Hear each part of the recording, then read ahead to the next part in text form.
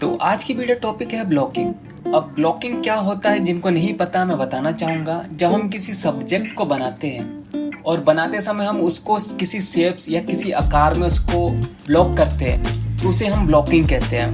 तो एग्जांपल के लिए मैंने ट्री का पत्ता बनाया विदाउट ब्लॉकिंग के। अब मैं इसको ट्री के पत्तों को बनाने के लिए मैं एक शेप्स का यूज कर रहा हूँ, ट्रायंगुलर शेप्स का।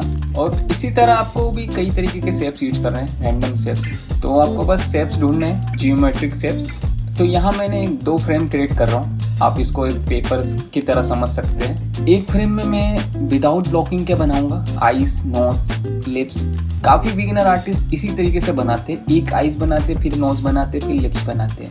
तो ये तरीका गलत है। अब दूसरे वाले में मैं एक सर्कल क्रिएट कर रहा हूँ, जो कि आप देख सकते हो कि एक फॉर्म क्रिएट कर रहा हूँ। उसके बाद मैं स्मॉल पार्ट करूंगा, जैसे आईज, नोज, लिप्स। जो छोटे डिटेल्स पार्ट्स होते हैं उस पर मैं लास्ट में फोकस करता हूँ। जब आपको कोई चीज को कंपोज करना होता है तो आपको ओवरऑल स्ट्रक्चर पहले क्रिएट करना होता है। तो फर्स्ट स्टेप होता है बिग शेप्स।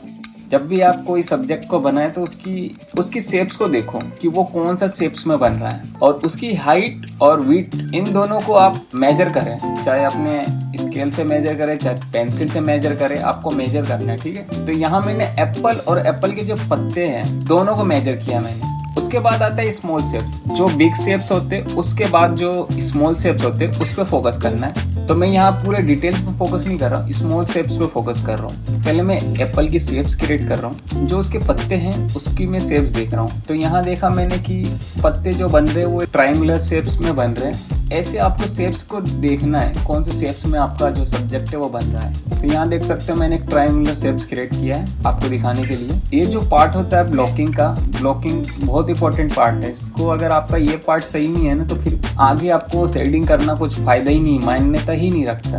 तो आपको ये चीज सही करते हुए चलना है अपनी ड्राइंग को, आउटलाइन को, जिसे हम ब्लॉकिंग कहते हैं। उसके बाद आप छोटे छोटे डिटेल्स पे फोकस करें, जैसे पत्ते, उसके जो शेप्स है, नेगेटिव शेप्स, पॉजिटिव शेप्स, उस पर फोकस करें।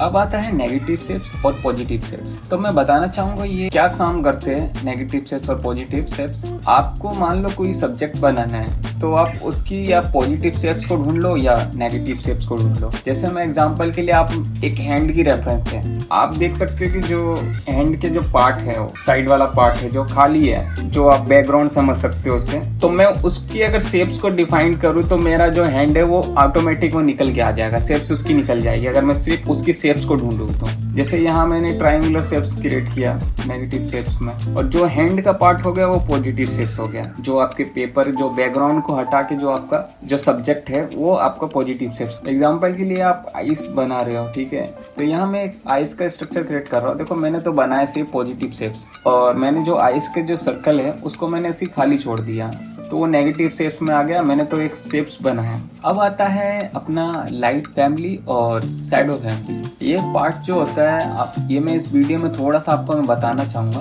नहीं तो ये वैल्यूज में आ जाता है। तो लाइट फैमिली और शैडो फैमिली को हमको अलग करना होता है जब ब्लॉकिंग करते हैं, और उसको अलग करने के लिए हमें स्क्विंटिंग की सहारा लेना होता है। हमको अपनी आंखों को आधा क्लोज करके 50% आइज को क्लोज करके हमें देखना होता है। उससे क्या होता है कि हमें जो डिटेल्स होते हैं वो अवॉइड हो जाते हैं। आप मान लो कि आप टेक्सचर देख रहे हो किसी ट्री का, एक एक पत्ते जो दिख रहे हैं खुले आंख से, तो अगर आप स्क्विंट करोगे तो वो एक सेपरेट हो जाते हैं, मतलब कि मर्ज हो जाते हैं। आपको डिटेल्स नजर नहीं आते, फिर आपको ओवरऑल शेप्स नजर आते हैं। जब आप उसके अलावा आपको वैल्यूज भी दिखते हैं अच्छे, आपकी शैडो एरिया कौन सा है, लाइट एरिया कौन सा है, वो आपको अच्छे तरीके से नजर आ जाता है। तो स्क्विंटिंग बहुत काम की चीज है। तो मैं यहाँ लाइट फैमिली और शैडो फैमिली को अलग कर रहा हूँ। तो उसको मैं एक टोन भी दे रहा हूँ जिससे कि आपको समझ सकें कि मैंने क्या किया। शैडो को अलग कर दिया और लाइट को अलग कर दिया। इसी तरह आपको काम करना है। जब आप थोड़ा सा एक टोन दे देते हो ना तो आपको समझ में आ जाता है कि आपकी शेप जो है वो सही बने हैं कि नहीं। तो अगली वीडियो हम बात करेंगे किस तरीके से हम वैल्यूज को देखेंगे, किस तरीके से हम वैल्यूज की एक्सरसाइज करेंगे।